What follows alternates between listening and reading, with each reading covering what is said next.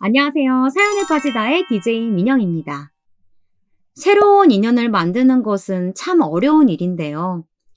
그래서 되도록이면 새로운 사람과의 만남을 피하시는 분들도 더러 계십니다. 하지만 그게 불가능한 순간들이 있죠. 그 중에 하나가 결혼으로 맺어지는 인연인 것 같아요. 오늘은 그 인연 때문에 큰 상처를 받으신 분의 이야기입니다. 오늘의 사연도 어떤 내용인지 끝까지 들어주세요.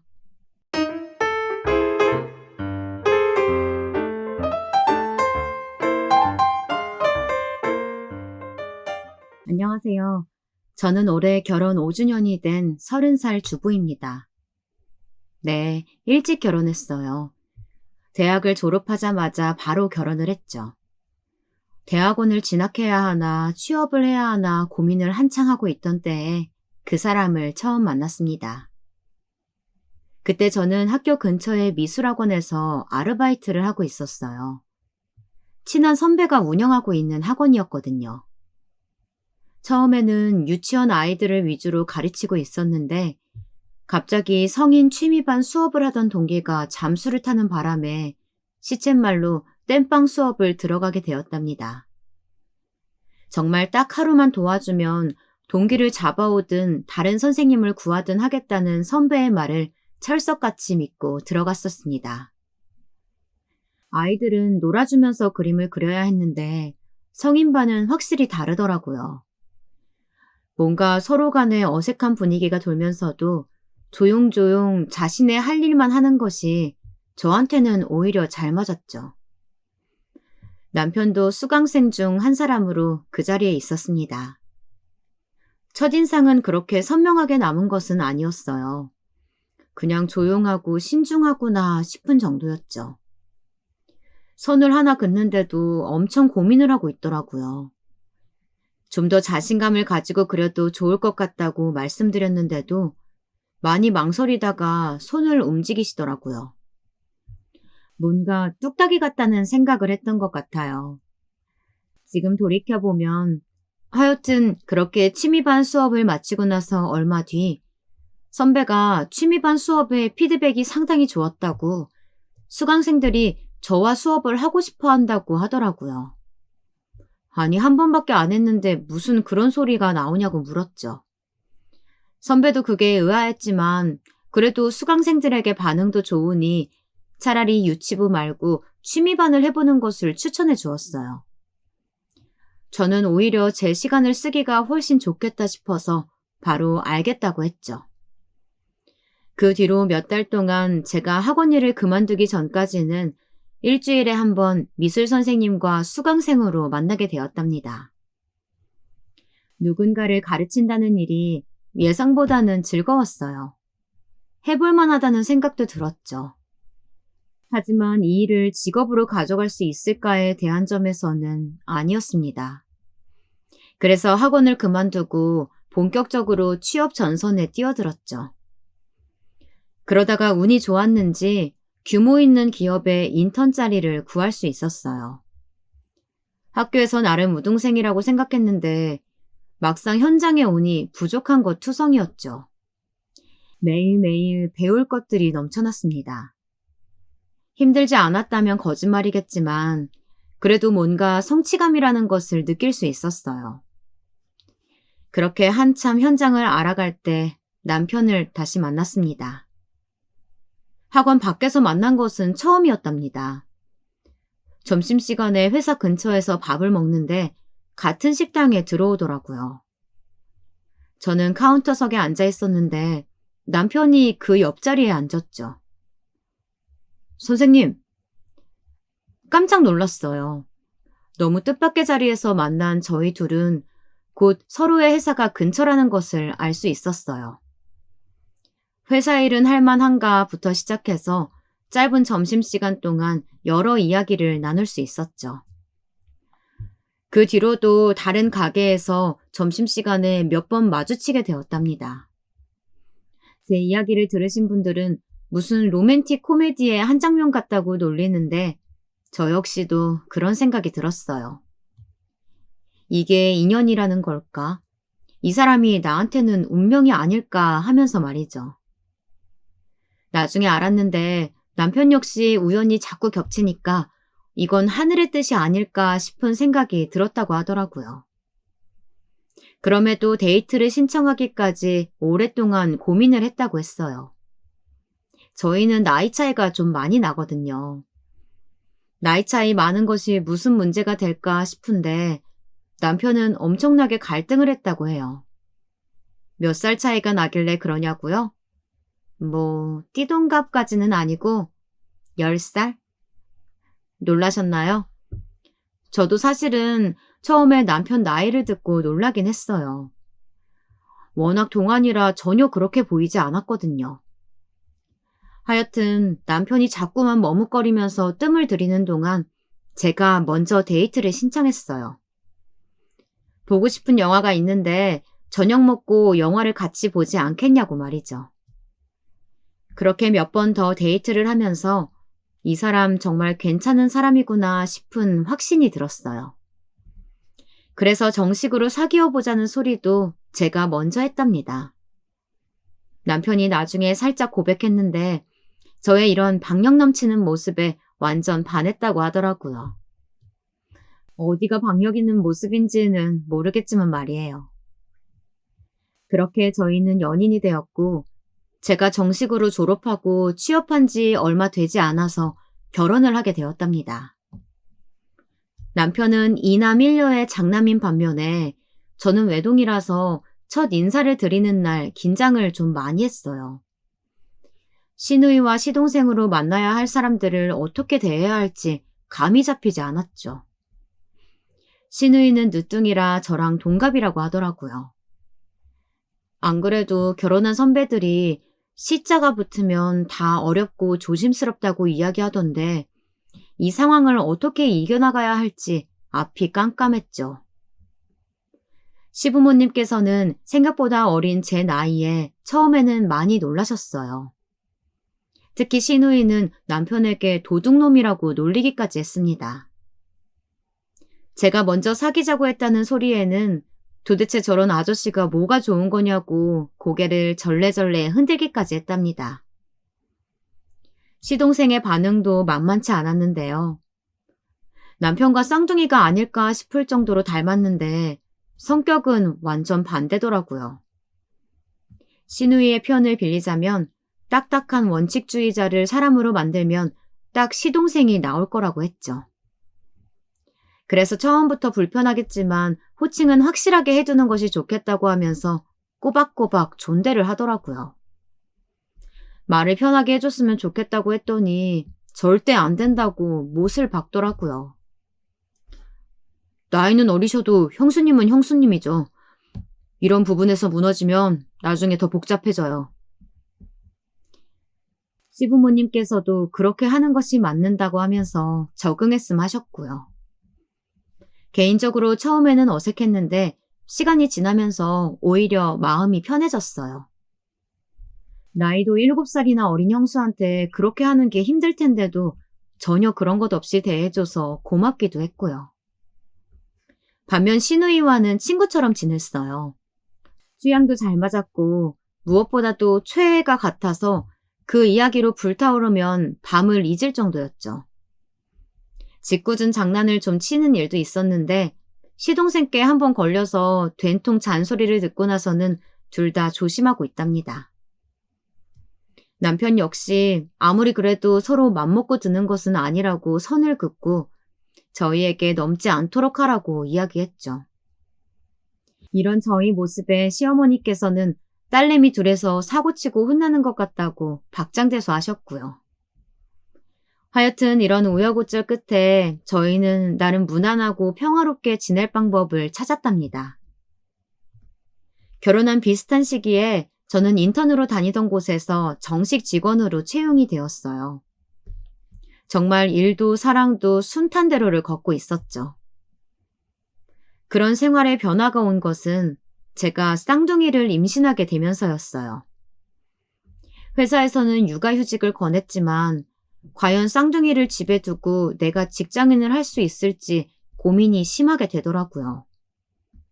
제가 하는 일이 디자인 계열이다 보니 시간을 유동적으로 쓰는 일이 많았거든요. 특히 해외 미팅권도 자주 있어서 땡치고 퇴근하면 아이들과 온전하게 보낼 시간이 과연 얼마나 있을까 싶기도 했답니다. 그래서 과감하게 일을 그만두고 온전히 육아에만 신경 쓰게 되었답니다. 직장일도 쉬운 것은 아니라고 생각했는데 육아는 또 다른 전쟁이더군요. 거기다 쌍둥이이다 보니 손이 2배, 아니 4배는 더 가더라고요. 하나 신경 쓰는 사이에 다른 하나가 사고치는 것은 기본이요. 한쪽이 울기 시작하면 약속했다는 듯이 함께 터지는데 하루가 엄청 길다는 생각뿐이었어요. 그나마 혼자서는 힘들다고 시어머님이나 시누이가 종종 도와주기도 해서 독박 육아라고 해도 독박이 아닌 날들도 많았답니다. 아이들 때문에 힘들기도 했지만 웃을 일이 더 많아서 이대로 지낼 수 있다면 참 좋겠다. 정말 평온한 날들이란 생각을 많이 하게 되었답니다. 이런 제 생활에 큰 변수가 등장한 것은 2년 전부터예요. 혼자를 고집하던 시동생이 드디어 결혼을 결심하게 되었습니다. 대학을 같이 다녔다는 동기 모임에서 만났다고 하더라고요. 처음 집으로 인사를 왔는데 저를 보고 엄청 놀란 표정을 짓는 게 아직도 생각이 나네요. 손윗사람이 너무 어려서 그랬겠죠. 거기다 제가 한 동안이기도 하고요. 시동생이 형수님이라고 소개하는데 헛 하는 반응을 보여서 오히려 저 역시 당황스러웠답니다. 저보다 5살이 많았는데 에너지가 엄청나더라고요. 왜 처음 인사 오는 자리에서는 조심스럽다던가 약간의 내숭 떠는 그런 것들이 있잖아요. 그런데 동서는 그런 게 하나도 없더라고요. 마치 오랫동안 알고 지낸 사람처럼 어머님께도 저에게도 그리고 시누이에게도 거침없이 다가왔죠. 개인적으로 사람을 알아가는데 시간을 많이 들이는 편이라 솔직히 불편한 기분이 들기도 했어요. 어머 형님, 빨리 친해지면 좋잖아요. 앞으로 계속 볼 사이인데. 동서의 말이 틀린 것은 아니었지만 그 페이스를 따라가기가 벅찼죠. 그래도 이해는 되었어요. 가족 구성원으로 함께하고 싶어하는 마음 때문이니까 저도 노력을 해야 한다고 생각했죠. 저도 동서와 무난하게 지내기 위해서 불편한 마음보다는 그 텐션을 따라가려고 애를 썼답니다. 어머님은 애쓰지 않아도 시간이 해결해 줄 문제인데 너무 스트레스 받지 말라고 말씀해 주셨고요. 그래도 활기차고 좋은 사람 같아서 괜찮았어요. 그런데 그게 엄청난 착각이더라고요. 놀라운 게 결혼을 하고 나니 사람이 조금씩 달라지더라고요. 우선 제일 먼저 놀란 것이 신혼여행을 다녀와서 저더러 말을 편하게 하자고 하는 거예요. 형님이긴 해도 나이 차이가 있는데 말 편하게 하면 좋잖아. 저는 깜짝 놀랐죠. 시댁 어른들이 이런 부분에 있어서 엄격하신 편이니 편하게 하는 것은 힘들겠다고 말했습니다. 특히 서방님이 질색하는 일이니 어른들 앞에서는 더 조심해야 한다고 했죠. 하지만 동서는 포기하지 않았어요. 제가 좋다고 하면 다른 사람들이 무슨 상관이냐고 하면서요. 저는 이 정도가 좋아요. 그냥 서로 존칭 쓰면서 동서라고 해도 저도 말을 놓지 않을게요. 우리 선은 넘지 말기로 해요. 동서는 나이도 어리면서 꼰대 기질이 있냐고 물었어요. 순간 어떤 대답을 해야 하는 상황인지 전혀 이해가 되지 않았습니다. 꼰대라니, 호칭 문제를 정확하게 하는 것이 왜 꼰대지? 존중해야 하는 관계라고 생각했는데 이게 꼰대 소리 들을 만한 일인가 싶기도 했고요. 저는 서운함이 들었지만 꾹 눌러 참았습니다. 어른들이 듣지 않도록 하는 게 좋겠다고만 했죠. 그 일이 있고 나서 한동안은 제게 형님이라고 부르면서 존칭을 써주었어요. 저도 포기했나 싶었죠. 그런데 가족들이 없이 둘만 남으면 말이 확 짧아지더라고요. 왜 애교 섞인 말로 반말하는 일이 종종 있잖아요. 제가 미술학원에서 알바를 할 때 방학 때만 고딩들 수업을 했던 적이 있었는데 그때 애들이 제가 뭐라고 하면 콧소리를 내면서 응, 응 이렇게 반응을 했던 적이 있었거든요. 그건 기분 나쁘기보다는 그냥 어이없는 웃음만 나오게 하는 그런 말투였어요. 그래서 저 역시도 내가 너희 친구야? 라고 하면서 지적했었고요. 그런데 그런 말투와는 전혀 달랐습니다. 뭔가 삐딱하다고나 할까? 딱 사람 기분 나쁠 만한 어투로 말이죠. 잘못 들었나 싶었어요. 아니면 실수를 했나? 그런데 곧 어느 쪽도 아니라는 것을 알게 되었죠. 몇 번 지적하기도 했는데 듣는 사람도 없는데 뭐 어떠냐는 식으로 나와서 할 말도 없더군요. 지금 생각하면 그때 정확하게 바로잡았어야 했다는 후회가 돼요. 말이 짧아지기 시작하자 다음으로는 행동이었어요. 사람을 아래로 본다고 해야 할까요? 자신이 마치 무슨 대단한 사람이라도 된 것처럼 행동했죠. 저한테 요구하는 것들도 그만큼 늘어났고요. 회사 일에 바쁘다는 말은 늘 달고 살았어요. 가족 행사가 있을 때마다 다 같이 식사를 했는데 가게 예약을 돌아가면서 하기로 했었거든요. 근데 꼭 자기 차례가 되면 전화가 와서는 일이 바빠서 그러는데 형님이 가게 좀 알아봐. 집에서 놀잖아. 이렇게 말하고 끊어버렸죠. 집에서 논다니 도대체 나를 뭐로 보고 있는 건지 의문이 들었어요. 그러면서 미안하다, 고맙다는 말은 하나도 없는 것도 화가 났죠. 어머님 생신 때도 마찬가지였어요. 어떤 선물을 준비할까 남편과 상의해서 결정을 봤는데 갑자기 동서가 돈 줄 테니까 자기 거도 사달라고 했죠. 저는 어떤 것을 생각하고 있느냐고 정해지면 그걸 대신 구매해 주겠다고 했지만 소용없었습니다. 내가 형님처럼 한가한 줄 알아? 그런 거 보면서 시간 보내게? 그냥 적당히 알아봐. 무슨 아랫사람 부리듯이 말을 하는 것이 점점 더 심해졌습니다. 그럴 거면 알아서 하랬더니 빈손으로 와서는 제가 준비한 것을 함께 한 것처럼 굴더라고요. 한마디 하려고 했더니 오히려 함께 하면 부담도 줄고 좋지 않냐면서 돈을 내밀었죠. 물론 저는 절대 받지 않았고요. 부려먹는다는 말이 어울릴지는 모르겠지만 동서가 제게 이렇게 행동하는 것의 하이라이트는 따로 있었어요. 바로 서방님네 아기가 태어나면서부터였죠. 저는 쌍둥이들 때문에 퇴사를 했었지만 동서는 허니문 베이비를 낳고 나서 100일도 되지 않아 다시 출근을 했어요. 아이를 시댁에 맡기거나 제게 맡기고 말이죠. 시부모님 나이도 있으신데 어디 아이 보는 것이 쉽나요? 결국은 제가 전담하는 것이나 마찬가지였죠.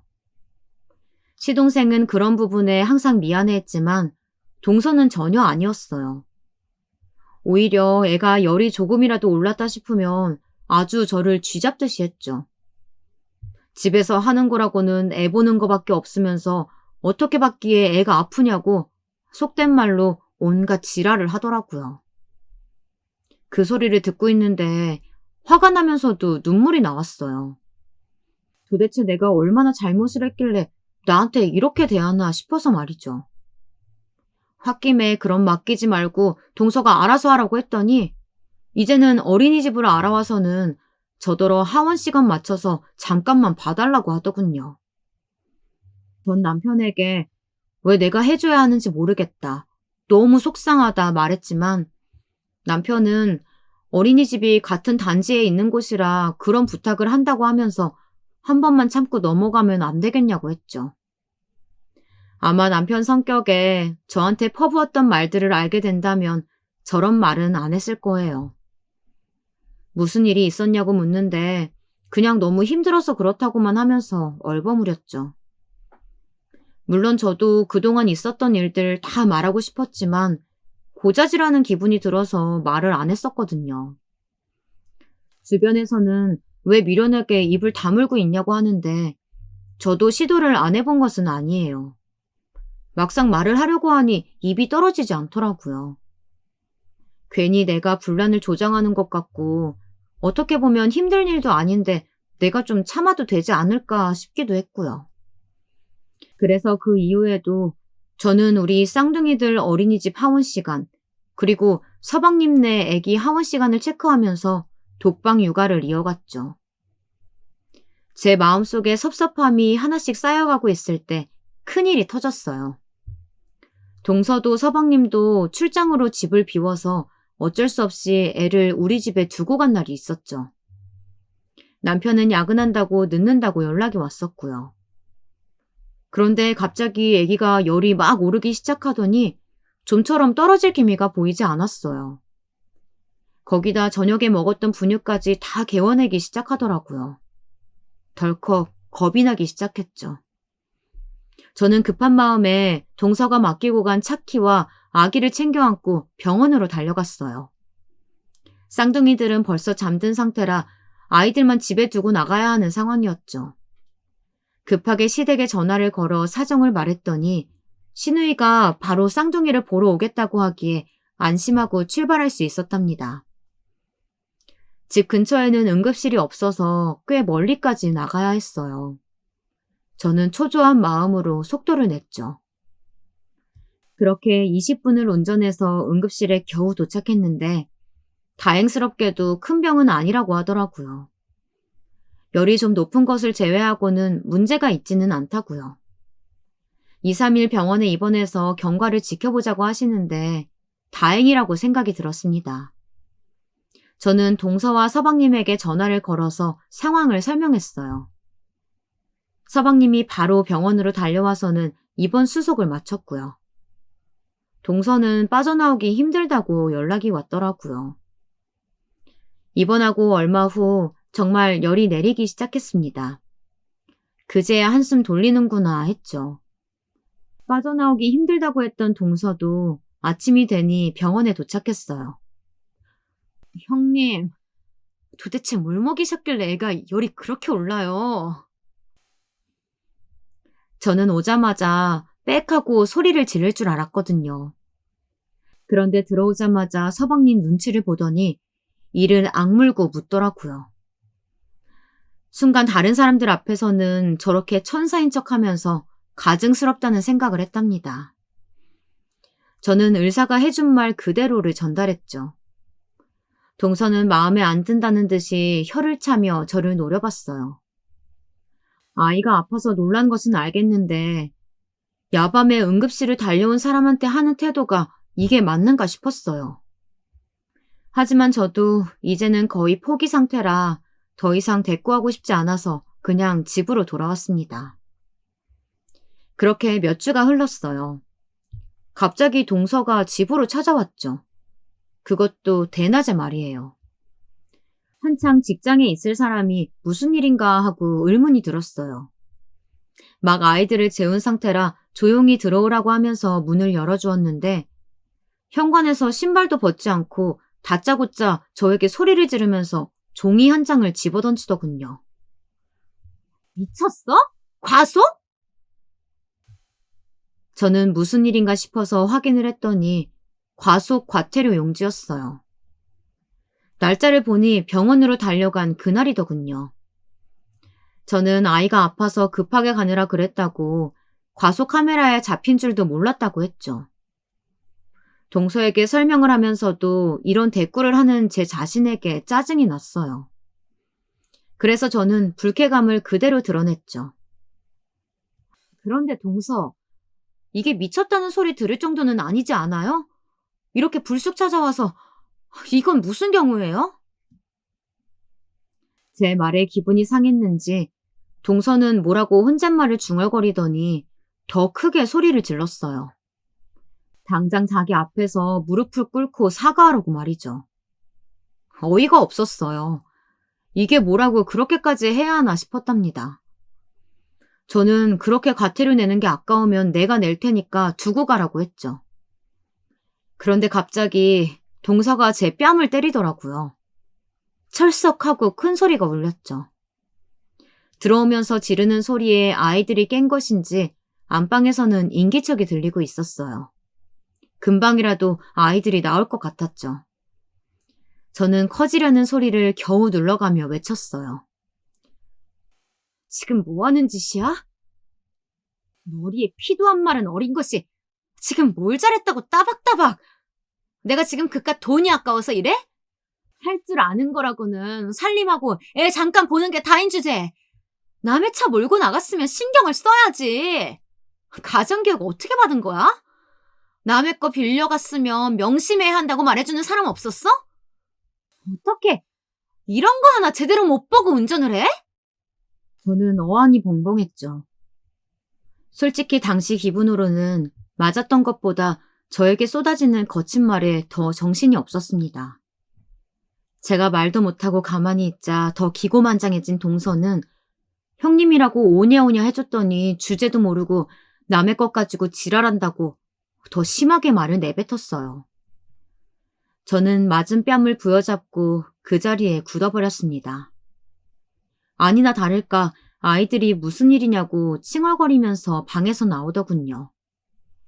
엄마를 부르며 저한테 와서 안기는데 눈물이 터질 것 같았죠. 동서는 아이들을 보면서 낮은 소리로 시끄러운 애새끼, 지 어미랑 똑같네.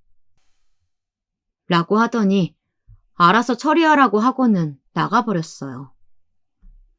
아이들은 자신들을 노려보는 작은 엄마의 존재에 놀랐는지 더 세게 제게 매달렸고요. 저는 아이들을 겨우 달래서 방에 눕히고는 화장실로 들어가 거울을 봤어요. 얼마나 세게 때렸는지 손자국이 보일 정도더라고요. 뺨을 맞을 때 따끔했었는데 아무래도 반지에 걸렸는지 피부에 생채기도 났고요. 저는 더 이상은 참고 있으면 안 되겠다는 생각이 들었어요. 무슨 정신병자도 아니고 동서가 말도 안 되는 일로 트집을 잡는 것에 더 이상 휘둘리고 싶지 않았습니다. 무엇보다도 자기가 얼마나 잘났기에 그렇게 나오나 궁금하기도 했고요. 저는 남편의 귀가를 기다리면서 어떻게 동서에게 되갚아줘야 할지 고민 또 고민했어요. 똑같이 한 대 때려줄까 싶은 마음이 들기는 했지만 주먹에 주먹으로 갚는 것은 좋은 방법이 아닌 것 같았죠. 있었던 그대로를 시부모님께 말씀드리는 것이 가장 빠른 길이지 않을까 생각을 해보기도 했고요. 그런데 평소 어른들 앞에서는 저에게 깍듯하게 행동했기 때문에 어른들이 쉽게 제 말을 믿어주실지가 미지수였습니다.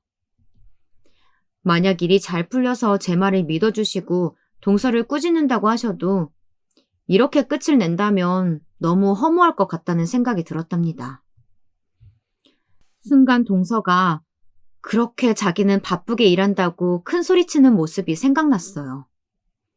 그와 동시에 저와 비슷한 계열의 일을 하고 있다는 것도 기억이 났죠. 저는 일적인 부분이든 가족적인 부분이든 모든 수단과 방법을 가리지 않고 동서에게 복수를 하고 싶었습니다. 지금까지 숱한 순간들을 참아온 것은 오로지 하나, 좋은 게 좋은 거니까 라는 생각이 컸거든요.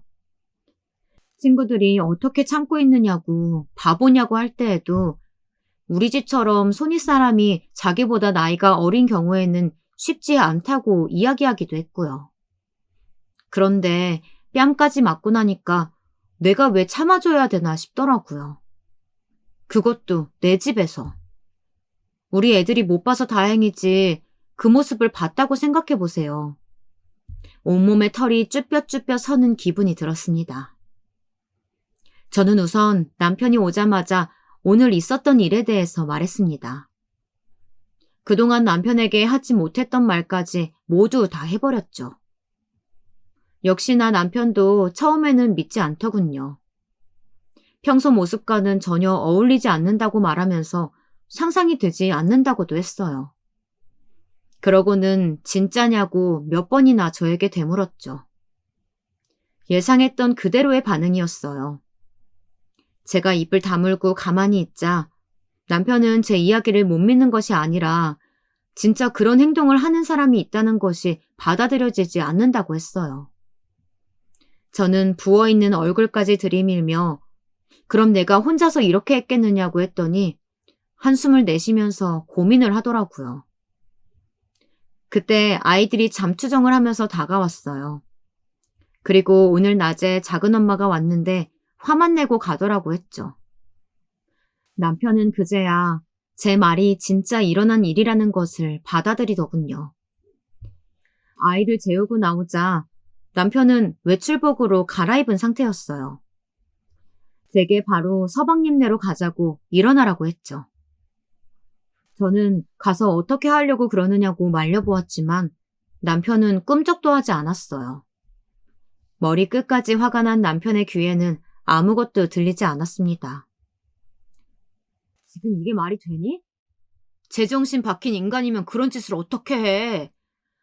나이가 많던 적던 손윗사람이고 그렇다면 그만큼의 대접은 해야지. 어떻게 그런 말을 할 수가 있어? 그리고 너도 그래. 넌 그동안 왜 말 안 하고 혼자 그러고 있었어? 부모님한테 말을 못하면 적어도 나한테는 했어야지. 그동안 왜 참아? 네가 왜? 네가 이렇게 참고 있으면 내 마음이 어떨지 생각은 해본 적 있어? 저는 아이들이 잠들었는데 조용히 하라고 했지만 고삐가 풀린 남편을 막기에는 역부족이었어요. 평소 화를 잘 안 내는 성격이라 이런 모습을 보는 것이 낯설었습니다. 연애할 때도 이렇게 싸워본 적이 없었고 결혼을 하고 나서 지금까지도 큰 소리를 내는 모습을 본 적이 없었거든요. 싸늘한 얼굴로 말하는데 제가 모르는 얼굴이라 너무 무섭더라고요. 저는 남편에게 이렇게 끝내고 싶지는 않다고 했어요. 시부모님이나 남편이 나서버리면 앞으로 더 심하게 나올 것 같다고 했죠. 무엇보다도 복수를 하지 않고서는 이 답답함이 없어지지 않을 것 같으니 조금만 기다려달라고 했습니다. 제가 이야기하는 동안 남편은 한참을 가만히 앉아서 주먹을 쥐었다 폈다 하면서 심호흡을 했어요. 그리고는 제가 원하는 대로 하라고 했죠. 뒷감당은 다 자기가 할 테니 걱정 말라는 말을 하는데 든든한 내 편이 생긴 기분이었어요. 저는 제일 먼저 동서에게 앞으로 아이를 봐줄 수 없다고 톡을 남겼습니다. 바로 전화가 오더라고요. 낮에 일은 기억도 못하는지 전화를 받자마자 갑자기 무슨 소리냐고 했어요. 저는 일을 다시 하기로 해서 아이를 볼 시간이 없다고 했죠. 동서는 비웃으며 말했어요. 이 일은 무슨 알바라도 하려고? 받아주는 곳은 있고? 형님이 뭘 할 수 있는데? 밖에 일 아무나 하는 거 아니야. 그냥 애나 키우고 주는 돈이나 받아서 써. 이번 달부터 우리 애 봐주는 돈은 내가 2배로 줄게. 괜히 돈 더 받고 싶어서 수 쓰는 거 다 알고 있으니까. 저는 금방이라도 튀어나올 것 같은 욕을 삼키며 아이는 봐줄 수 없다고 다시 말했어요. 동서는 전혀 듣고 있지 않았죠. 저더러 2배가 부족하지는 않을 텐데 돈 욕심이 왜 그렇게 많냐고 헛소리까지 하더군요. 괜히 나대지 말고 제 시간에 애나 똑바로 챙기라고 하면서 전화를 끊었습니다. 저는 다시 동서에게 카톡을 보냈어요. 분명 아이를 봐줄 수 없다고 이야기했다고 말이죠. 당연히 답은 없었답니다. 다음날 저는 동서에게 이야기한 대로 아이를 데리러 가지 않았어요. 그 시간에 함께 회사를 다니다가 독립한 지인을 만났죠. 사실 그전부터 선배들에게 스카우트 제의가 있었거든요. 아이들도 어린이집에 다닐 정도로 컸으면 다시 일을 해보는 것이 어떻겠느냐고 말이죠. 하지만 쌍둥이라 손이 많이 간다는 핑계로 차일피일 미루고 있었는데 지인에게 연락이 왔답니다. 만나자마자 제게 재택이라도 좋으니 일을 함께 하지 않겠냐고 이야기를 꺼내더군요. 저는 좀 더 긍정적으로 생각하고 싶다고 하면서 세부 사항에 대해 이야기를 나눴어요. 만족스러운 이야기가 끝나고 밥을 먹는데 동서로부터 전화가 걸려왔습니다. 저는 바로 끊어버렸죠. 시계를 보니 아이 하원 시간이더라고요. 그 뒤로도 제 폰은 불난 것처럼 시끄럽게 울려댔어요. 몇 번이나 전화를 끊었죠. 그랬더니 어디냐고, 왜 전화를 안 받느냐고, 왜 애는 데리러 가지 않았느냐고 톡이 쏟아지더라고요. 저는 모든 내용을 익십했습니다. 지인은 그냥 그렇게 끊어도 되는 것이냐며 걱정스럽게 바라봤어요. 저는 별일 아니라고 하면서 첫 출근 날짜에 관해 이야기를 나눴죠. 식사를 마치고 커피까지 마신 뒤 집으로 돌아오는 길이었어요. 잠잠했던 전화가 다시 울리더군요. 저는 느긋하게 전화를 받았어요. 여보세요가 미처 끝나기도 전에 고함 소리가 들려왔습니다. 어김없이 야로 시작했죠. 야, 너 지금 제정신이야? 너 어디야 지금? 애는 어쩌고 이제 전화받아? 동서, 말 조심해. 내가 손윗 사람이야. 그리고 내가 어제 말했지? 나 일 시작한다고. 저도 더 이상은 존칭을 쓰지 않았어요. 그래도 똑같은 사람은 되지 말아야지 싶었는데 뭔가 손해보는 느낌이 들더라고요.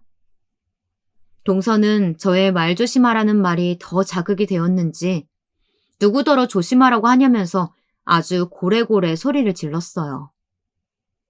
도대체 어디서 저렇게 소리를 지르는 걸까 궁금해지기까지 했죠. 저는 어제 이야기 다 했는데 이제 와서 무슨 말을 하느냐면서 앞으로는 자기 애는 직접 챙기라고 말했답니다. 그게 힘들면 정식 베이비시터를 채용하던가 하라고 말이죠. 동서는 자기한테 그렇게 행동하고도 무사할 줄 아느냐고 오히려 겁을 주려고 하더군요. 어이가 없었습니다. 무슨 양아치들이 꼬마들 겁주는 멘트도 아니고 말이에요. 저는 침착하게 왜 나한테 화풀이를 하는지 모르겠지만 이미 사전에 다 이야기를 한 부분을 가지고 혼자서 열을 내는 이유를 모르겠다 말했죠. 동서는 마지막까지도 저한테 입에 담기 힘든 욕들을 퍼붓고는 전화를 끊었어요. 두고 보자고 분명 후회하게 될 거라고 말하더라고요. 두고 보자는 말도 후회하게 해줄 거라는 말도 다 제가 동서에게 해주고 싶었는데 선수를 뺏겼구나 싶었죠. 그게 시작이었습니다. 저는 정식으로 디자인을 다시 시작하게 되었다는 것을 시댁에도 말씀드렸어요.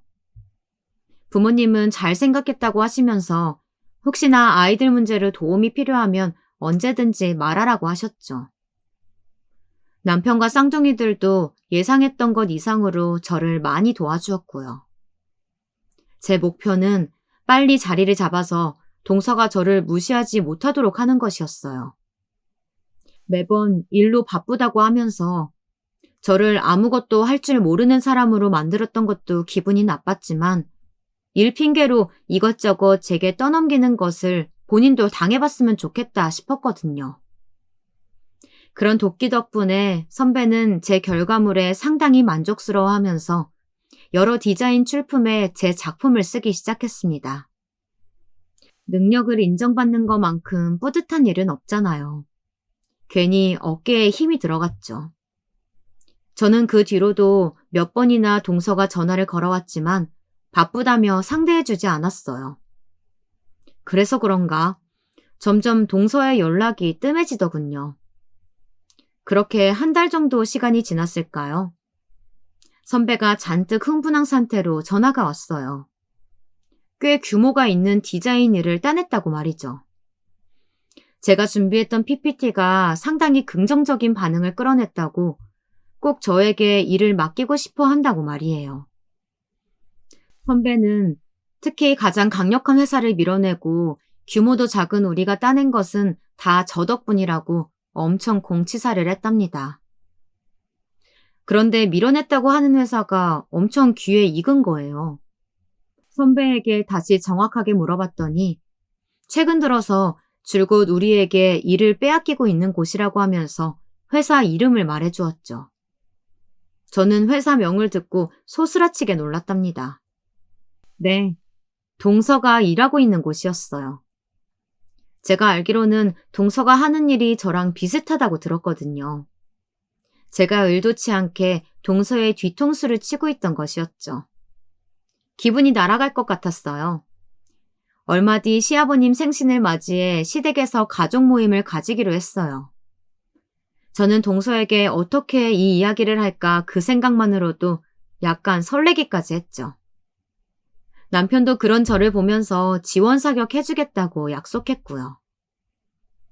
가족 모임에 가기 이틀 전 오랜만에 동서에게 전화가 왔습니다. 저는 왜 연락이 왔는지 빤히 보였죠. 제가 전화를 받지 않자 카톡으로 아버님 생신 준비하라는 톡이 왔어요. 저는 이미 저번 주에 방문해서 전해드렸다고 답했죠. 동서는 자기한테 말도 없이 무슨 짓이냐고 난리가 났어요. 왜 동서에게 말을 해야 하느냐고 반문했죠. 남편과 내가 준비한 선물을 전달하는데도 동서에게 허락을 받아야 하냐고 했어요. 동서는 뭘 잘못 먹었기에 이렇게 막무가내로 나오냐고 정신과 상담을 받아보라는 말까지 하더군요.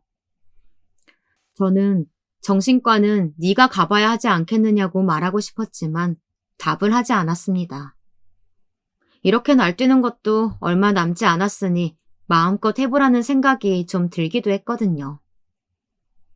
오랜만에 만난 동서는 한층 더 냉랭하게 굴었어요. 저에게는 말도 붙이지 않더군요. 누가 봐도 너한테 화났다, 딱 그 얼굴을 하고 있었죠. 오히려 그런 점이 저는 더 편했답니다. 신우이가 살짝 오더니 무슨 일 있었냐고 둘 사이 냉전 중이냐고 물어봤어요. 저는 서로 감정 상할 일이 좀 있었다고 했죠. 신우이는 안 봐도 뻔하다고 하면서 동서가 저를 괴롭힌 것 아니냐고 하더니 주먹을 불끈 쥐고는 꼭 이겨서 돌아오라고 응원해줬어요. 동서와 제 사이에 어떤 일이 있었는지도 모르면서 제 편을 들어주면서 으쌰으쌰 외쳐주는 것이 고맙더라고요. 저는 대답 대신 빙그레 웃기만 했죠. 평소와 같은 분위기로 식사 시간은 흘러갔어요. 물론 저와 동서 사이에 어색한 기운을 다들 눈치채셨지만 먼저 이야기를 꺼내는 분은 없었죠. 시아버님께서는 쌍둥이의 직장까지 견딜만 하냐고 물어보셨어요. 저는 최근 재택근무 시간이 많고 남편이 도와주어서 수월하게 하고 있다고 대답했죠. 회사에서 아이들 케어하면서 일할 수 있도록 배려를 많이 해준다고도 했어요. 제가 재택근무를 한다고 했더니 동서가 고개를 저쪽으로 획 돌리더군요. 눈이 마주쳤어요. 그래서만 보던 이글이글 불타는 눈빛이라는 것이 저런 건가 싶었죠. 저는 태연하게 그녀의 눈빛을 받아내며 미소를 지었습니다. 동서는 금방이라도 소리를 지를 것처럼 보였어요. 저는 남편에게 신호를 보냈어요. 남편은 자랑 섞인 말투로 이야기를 꺼냈고요. 요즘 큰 규모의 일을 연속으로 따내서 대견하면서도 걱정이에요. 몸 상하면 큰일이잖아요. 일을 워낙 잘하다 보니까 여기저기서 알아봐주는 것도 많아서 앞으로 더 바빠진다고 하는데 약이라도 한 제 먹여야 하나 싶어요. 이번에 SH 기획에서 따낸 일은 정말이지 깜짝 놀랄 정도라니까요. 어머님과 아버님은 건강 챙겨가며 쉬엄쉬엄 하라고 저를 격려해 주셨죠. 그 사이에 동서는 수저를 멈추고 저를 노려보기만 했죠. 아마 이를 빼앗긴 상대가 저라고는 상상조차도 못했을 거예요. 그렇게 식사를 마치고 뒷정리를 하는데 동서가 잠깐 이야기를 하자고 하더군요. 해보라고 했더니 이곳에서는 안 된다고 밖으로 나가자고 했어요.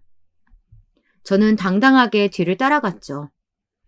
밖으로 나간 동서는 마당 뒤쪽의 창고 주변에 멈춰 서더니 식사 시간에 있었던 이야기를 가지고 따지기 시작했답니다. 낯짝이 얼마나 두꺼운지 아주 뻔뻔하게 거짓말을 하네? 형님, 그런 거짓말하고도 양심의 가책이라는 거 느껴지지도 않아? 동서, 저번에도 주의 줬던 걸로 기억하는데 말이야. 말투에 신경 쓰라고. 그리고 내가 양심에 어긋난 행동 한 적이 없는데 무슨 가책? 동서는 헛웃음을 터뜨리며 일 나간다고 애를 봐줄 수 있니 없니 할 때는 언제고 재택근무는 무슨 말이냐며 따지고 들었죠. 저는 재택근무도 일을 하는 것은 똑같다고 말했어요. 일하면서 우리 쌍둥이들 돌보는 것만으로도 충분히 벅차다고 말이에요. 당연히 동서의 귀에는 들리지 않았죠. 애 보는 것이 뭐가 어려워서 힘든 척 하느냐는 말을 하는데 저는 그렇게 쉬워 보이면 동서가 직접 해보라고 했어요. 제 대답이 마음에 들지 않았는지 동서는 정확히 뭐라고 하는지 알아들을 수 없는 욕들을 중얼거리고는 갑자기 일 이야기를 꺼냈죠. 지금 다니고 있는 회사가 어디인지 묻더니 일을 따냈다는 것이 무슨 소리냐고 저를 다그쳤어요. 저는 차분하게 선배의 회사에서 일을 돕고 있는데 최근에는 본격적으로 PPT 준비를 해서 경쟁에 참여했다고 했죠. 그리고 거기서 좋은 결과를 얻게 되었다고 말이에요. 그러고는 도대체 그게 무슨 죄라도 되느냐고 왜 범인 취조하듯이 꼬투리를 잡느냐고 따졌어요. 그러자 동서는 씩씩거리며 대답했죠. 선무당이 사람 잡는다고. 꼴같지 않게 재주 좀 부린다고 그게 얻어걸린 모양인데 나대지 말고 얌전히 있어요, 형님. 앞으로 그런 일이 있어봤자 몇 번 더 있겠어? 그러니까 주제 파악 좀 하고 살아요. 진짜 수준 떨어지네. 동서, 내가 선무당이든 아니든 그것까지 간섭할 필요 없잖아? 그러니까 나한테 말 함부로 하지 마. 다시 말하지만 내가 손윗 사람이야. 이게 진짜 새파랗게 어린 거 형님 해주니까 지가 뭐라도 된 것 같지? 어디서 훈계질이야? 동서의 언성이 좀 더 커졌죠. 제가 아무런 반응을 보이지 않자 동서는 어디까지 기어오를 작정이냐고 하면서 점점 말의 수위를 높여갔어요. 어떻게든 제게 모욕을 주고 싶어하는 사람처럼 말이에요. 저는 끝까지 묵묵하게 듣고 있었어요. 그때였어요. 이게 다 무슨 소리냐? 아버님의 고함 소리가 마당에 가득 퍼졌어요. 동서는 놀란 눈을 하고서는 천천히 몸을 돌렸어요. 그곳에는 아버님과 남편 그리고 시동생이 떡하니 서 있었어요. 사실 제가 동서를 따라 나가면서 남편에게 카톡 하나를 보냈거든요. 지금 동서가 보자고 하는데 살짝 나와서 동영상을 하나 찍어달라고 말이죠. 저에게 함부로 하는 모습을 영상으로 담아두었다가 나중에 다른 가족들에게 보여줄 요량으로 말이에요. 그런데 남편은 한술 더 떠서 동영상 촬영이 아닌 실시간으로 볼 수 있도록 관객을 데리고 나타난 것이었어요. 동서는 고장난 로봇처럼 삐걱거렸어요. 아버님과 시동생은 마치 용가리가 입에서 불을 내뿜듯이 소리를 높이며 동서에게 무슨 소리냐고 물었죠. 동서는 당황하며 계속 아니라고 생각하시는 것이 아니라고만 했어요. 아버님은 냉큼 둘 다 따라 들어오라고 말하셨죠. 남편은 제게 눈짓을 하며 괜찮을 것이라고 입모양으로 이야기했어요. 저는 하나도 무섭지 않았어요. 이왕 이렇게 된 거 오늘 끝내는 것도 나쁘지 않겠다 싶을 정도였거든요. 저는 떳떳하게 들어가서 아버님 앞에 앉았습니다. 어머님과 시누이는 화가 잔뜩 난 얼굴을 한 아버님의 눈치를 보면서 슬금슬금 한쪽에 자리를 잡았답니다. 동서는 고개를 푹 숙이고 저의 옆에 앉았어요. 한동안 침묵이 흘렀습니다. 아버님은 눈을 꼭 감고 앉으셔서는 연신 심호흡만 하셨죠. 저는 아버님의 생각이 정리되실 때까지 가만히 기다렸어요. 한참 만에 눈을 뜨신 아버님은 자기가 들은 내용이 무슨 소리냐고 물어보셨죠. 작은 애야, 내가 지금 들었던 내용이 무슨 뜻이냐? 진정 그동안 큰애가 그렇게 대우했단 말이야? 입이 있으면 변명이라도 해보렴. 이게 다 무슨 일인지. 아버님, 그게 아니라... 아버님은 그게 아니면 무슨 뜻이냐고 똑바로 이야기하라고 다그치셨어요. 하지만 당연히 또 동서는 아무 말도 할 수가 없었죠. 왜냐면 내뱉은 말에 오해할 것이 무엇이 있겠어요. 원색적인 표현들이 가득했는데 말이죠. 제가 먼저 용기를 내어서 그동안 있었던 이야기를 꺼냈어요. 처음에는 공손하게 다가오다가 점점 말이 짧아지고 행동이 달라지기 시작했다는 것부터 하나도 빠짐없이 말이죠. 시댁 식구들의 얼굴이 시시각각으로 달라졌어요. 제게 명령하듯 자신의 아이를 봐달라고 했다는 점에서는 시어머님께서 아예 몸을 돌려 앉으셨죠. 그리고 대망의 과속 과태료 사건과 함께 제가 뺨을 맞았다는 부분에서는 아버님께서 탁자를 내리치시며 무슨 짓을 한 거냐고 소리를 지르기도 하셨답니다. 거실 분위기는 흉흉해졌어요. 동서는 고개만 숙이고 움직이질 않았죠. 세상에, 어떻게 인간의 탈을 쓰고 그런 짓 할 생각을 하니? 어떻게 손입사람한테 그런 말을 해? 아버님은 금방이라도 혈압으로 쓰러지실 것 같이 휘청거리셨어요. 신우이가 깜짝 놀라면서 아버님을 부축했죠. 어머님은 손수건으로 눈물을 찍어내시며 제게 다가오셔서는 그동안 마음고생 얼마나 많았냐고 하시면서 제 손을 토닥거리셨어요. 한참을 그렇게 앉아있던 동서가 갑자기 고개를 들더니 저를 노려보며 말했어요. 나이도 나보다 5살이나 어리면서 형님은 무슨... 그러게, 처음에 편하게 잘 지내보자고 손 내밀었을 때 잡았으면 귀여운 동생 새로 생겼다 정도로 잘했을 텐데 처음부터 호칭이니 뭐니 딱 잘라서 선 긋고 그렇게 행동한 사람이 누군데? 저는 모든 일의 탓을 제게 돌리는 동서의 얼굴을 보며 한숨밖에 나오지 않았어요. 아버님은 꼴도 보기 싫다고 하시면서 당장 내 집에서 나가라고 소리를 지르셨죠. 서방님에게도 집에 발도 못 붙이게 하라고 하셨어요. 앞으로 동서와 함께 오려거든 서방님도 자식으로 생각하지 않을 테니 오지 말라고 하셨죠. 그제야 동서가 싹싹 빌면서 아버님께 용서해달라고 빌기 시작했어요. 이미 마음이 돌아선 시부모님께서는 벌떡 일어나서 안방으로 들어가셨죠. 동서는 연신 아버님을 부르면서 용서해달라고 외쳤어요. 서방님은 거칠게 동서의 팔을 잡아 일으켜 세웠죠. 동서는 이제 표적을 바꿔서는 서방님에게 매달리기 시작했어요. 여보, 내가 정신이 나갔나 봐. 잘못했어. 한 번만 용서해줘. 다시는 이런 일 없게 할게. 하지만 서방님은 동서에게 시선도 주지 않고 저를 바라보았죠. 그리고는 제게 미안하다고 몇 번이나 고개를 숙였습니다. 차마 괜찮다는 말은 안 나오더군요. 그래서 그냥 고개만 끄덕였어요. 질질 끌려서 집을 나가는 동서를 보면서 저는 조금도 미안한 마음이 들지 않았습니다. 동서는 마지막까지도 제가 아닌 아버님과 서방님께 사과를 했거든요. 다음 날 시누이에게 동서가 쫓겨나게 생겼다는 이야기를 들었어요. 서방님이 늦은 시간에 아이와 함께 시댁으로 건너왔다고 하면서요. 이혼 이야기를 꺼낸 것 같은데 동서 쪽에서 전혀 상대를 해주지 않은 모양이더라고요.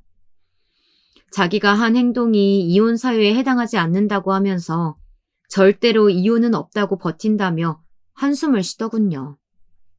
저는 참 동서답다는 생각을 했어요. 시누이는 왜 자기한테 말을 안 했냐고 섭섭하다고 말하면서도 그동안 참고 산다고 고생했다는 말을 해주었습니다. 시부모님들은 어떻게 지내고 계시느냐고 물었더니 한숨을 내쉬더군요. 서방님네 아이를 돌보는 중이신데 시간 날 때마다 멍하니 밖을 보면서 어떻게 이런 일이 있을 수 있냐고 한탄하신다고 분위기가 많이 다운되어 계신다고 했죠. 동서의 다른 얼굴을 까발리고 싶기는 했지만 시부모님께 씻을 수 없는 상처를 드린 것 같아서 씁쓸해졌습니다. 이렇게까지 왔어야 했나 싶기도 하고 마음이 참 무거웠답니다. 얼마 뒤 선배에게 들었는데 동서가 회사에서도 많이 곤란한 상황이라고 했어요. 규모도 작은 곳에 연속해서 일을 빼앗긴 것은 둘째고, 그동안 일을 따내기 위해서 뇌물은 물론 뒷공작도 저지르고 있었다고 하더라고요. 동서 아래에서 일하던 한 직원이 나가면서 다 고발하고 나가서 회사도 발칵 뒤집혔다고 해요. 평소에도 아랫사람들을 험하게 부리는 상사라서 그런지 한 명이 시작하니 너도 나도 하나씩 터트리는 중이라 어떻게 될지 모를 정도라고 하면서요. 지금은 좌천되어 그 자리에서도 물러났다고 하고요. 의도한 것은 아니었지만 저는 동서에게 딱 어울리는 결말이라고 생각했어요. 사람을 우습게 본 사람은 그에 상응하는 대가를 치르는 것이 맞으니까요. 저는 동서의 상황을 모두 전해 듣고 나니 그제야 복수를 제대로 한 것 같았어요. 마음에 쌓기만 했던 돌탑을 다 무너뜨린 기분이었죠. 물론 상대방이 잘못되는 것을 보고 기뻐하면 안 된다고 하지만 지금은 홀가분하게 웃고 싶네요. 앞으로 2번 다시 그 어떤 인연이든 만나지 않길 바라며 상대방을 존중해야 나도 존중받을 수 있다는 것을 다시금 새겨봅니다.